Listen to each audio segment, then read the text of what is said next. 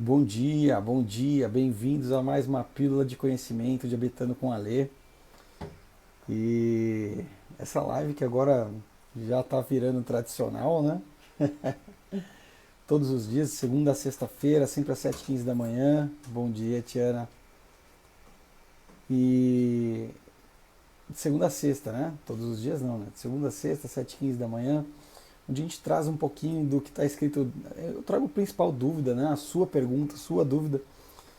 E trago um pouquinho de literatura, né? Trago um livro para a gente poder ler a respeito e depois a gente falar um pouquinho sobre a experiência dos meus 37 anos, quanto isso é diferente ou não do que está escrito, enfim, aprender um pouquinho mais. Hoje eu dormi pouco essa noite, então eu vou usar meu óculos do Tio Patinhas para a gente poder fazer uma leitura aqui. Vamos lá? Hoje eu vou falar de uma pergunta que é recorrente de vocês, uma pergunta sobre como ou se pode ou se não pode reaproveitar seringas e agulhas. E aí eu trouxe aqui também de novo as diretrizes da Sociedade Brasileira para a gente poder usar como referência, né? De poder pensar nisso como uma referência. Então, riscos de reuso de seringas e de agulhas e seu impacto no controle glicêmico. O reuso de seringas e agulhas nunca deve ser recomendado pelos profissionais de saúde. Não existem evidências científicas que corroborem a prática de reuso sem prejuízo à segurança do usuário. Assim, pacientes responsáveis e cuidadores devem ser orientados e alertados sobre o risco de reuso de agulhas e seringas e sobre o seu impacto no controle glicêmico. As justificativas para a não reutilização de seringas e agulhas são consistentes. Existem legislações nacionais que definem seringas e agulhas descartáveis como produtos de uso único, apresentadas mais adiante neste capítulo. Como mencionado, não há estudo que recomende com segurança o reuso em virtude de números restritos de amostras estudadas e da falta de avaliação do impacto do controle glicêmico. Vale lembrar que a insulina apresenta risco aumentado de danos significativos em decorrência de falha de sua utilização. Os principais prejuízos observados no reaproveitamento de agulhas são perda de lubrificação, perda de afiação, alterações no bisel da cânula, os quais podem causar bloqueio do fluxo na agulha, pela cristalização da insulina, né? Desconforto e dor durante a aplicação, desperdício de insulina com a agulha na caneta e quebra de agulha durante a injeção. Na seringa, com o reuso, a escala de graduação desaparece, o que provoca os seguintes riscos: erros no registro da dose, imprecisão da dose injetada e descontrole glicêmico. Os erros no registro de dose são potencialmente elevados em preparos urgentes de insulina e no caso de indivíduos com baixa assiduidade, baixa acuidade visual, característica comum em pacientes com diabetes mellitus tipo 2. Com o reuso, não é possível garantir a esterilidade de seringas e agulhas, o que pode favorecer infecções, sobretudo se a higiene pessoal for deficiente ou se houver doença aguda simultânea ou imunidade diminuída. Ou seja, tem alguns riscos bem imediatos, né? O estudo russo de Miznikova, inspirado na realidade daquele país, demonstrou que o reuso de agulhas provoca maior dor. Ademais, após a primeira utilização da agulha, é possível detectar micro-organismos que seriam transferidos para o paciente em aplicação seguinte, em caso de reuso da agulha. Reações inflamatórias nos locais de injeção foram observadas somente em pacientes que reutilizaram agulhas. A reutilização de agulhas pode estar associada ao desenvolvimento de lipohipertrofia, infecção no tecido subcutâneo, caso inexplicável de hipoglicemia, variabilidade glicêmica, leve aumento da hemoglobina glicada, dor e desconforto nas aplicações. Embora bases legais definam seringas e agulhas como produto de uso único, o Caderno de Atenção Básica número 36 do Ministério da Saúde recomenda o reuso de seringas desde que alguns critérios sejam obedecidos, a fim de evitar lesões na pele ou tecido subcutâneo, assim como infecções relacionadas a essa prática. Não é possível, entretanto, garantir que as recomendações serão seguidas corretamente.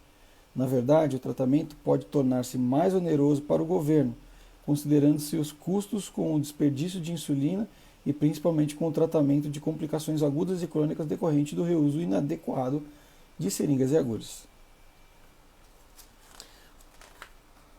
O parecer número 001/2010 do Conselho Regional de Enfermagem de São Paulo, COREN, sobre a reutilização de seringas e agulhas, não recomenda, por sua vez, essa prática.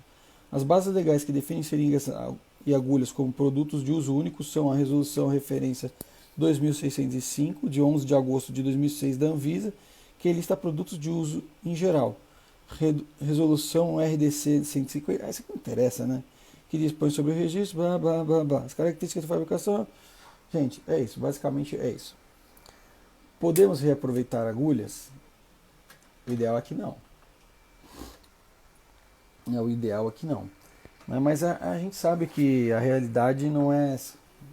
Né? A gente tem essa consciência, que na real as pessoas reaproveitam. Eu reaproveitei também em algum momento da minha vida.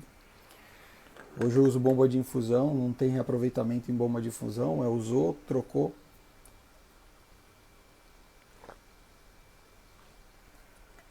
Não há muito o que se fazer. Agora, quando a gente usa seringas, né, e canetas com as agulhinhas, as canetinhas com agulha, a gente tende a reaproveitar.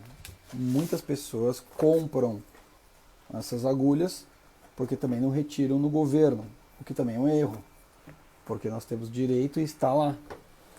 Basta você fazer os procedimentos necessários para você conseguir retirar tudo que você precisa para o seu tratamento, inclusive seringas e agulhas suficientes para que você tenha tranquilidade.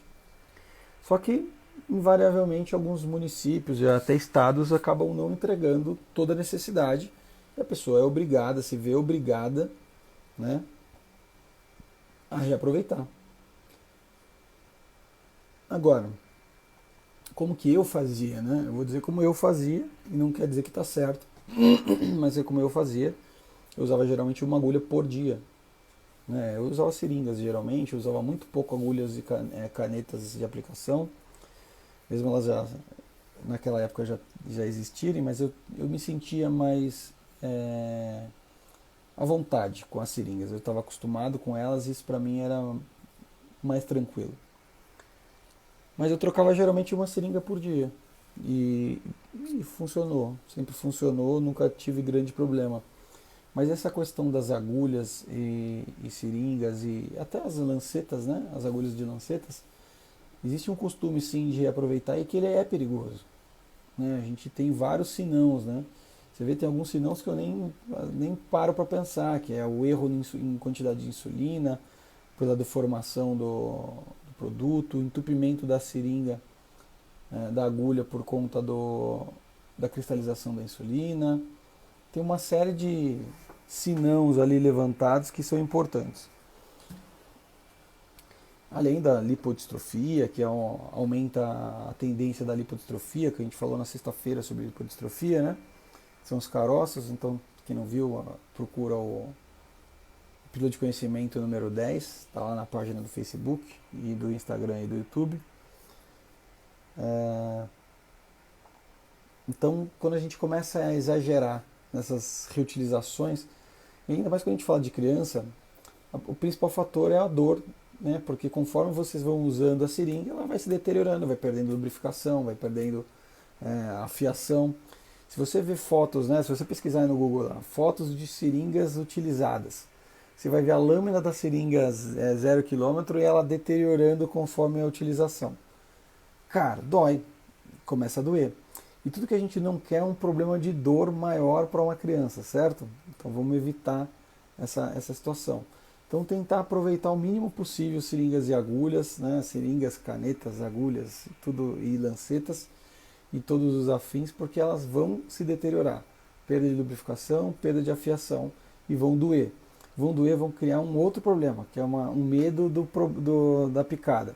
E não precisa do medo da picada, porque hoje as agulhas são realmente tecnológicas, né? E a dor é muito, muito, muito pequena quando ela ocorre, né? Geralmente é indolor.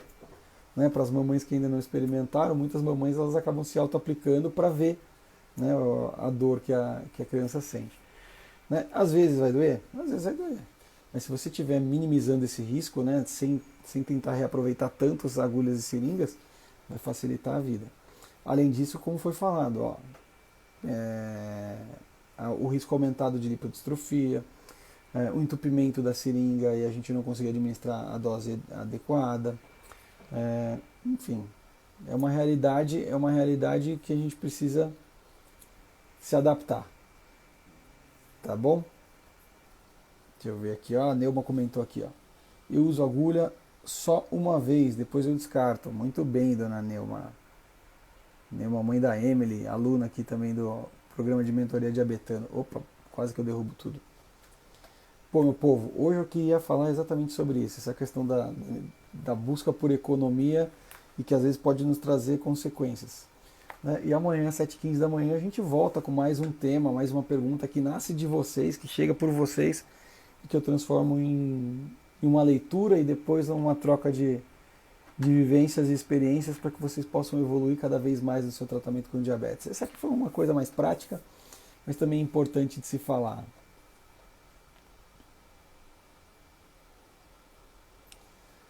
A Delmira está falando assim, a lei às vezes fica roxinho no lugar das aplicações, eu não reutilizo agulhas. Não é uma coisa não está relacionada com a outra, viu, Delmira? O roxinho geralmente é um vasinho que você acertou e vai acontecer ocasionalmente. Tem que só perceber se não é se fosse no braço, se não é em alguma região específica, sabe? Porque às vezes está mais microvascularizado e geralmente vai ficar roxo, então você tem que tentar evitar. É só uma questão de excesso de zelo. Tá bom? Bom dia, Vanira. Muito bom dia. Bom, meu povo, por hoje era isso, né? Como de costume, entre 10 e 15 minutinhos a gente encerra.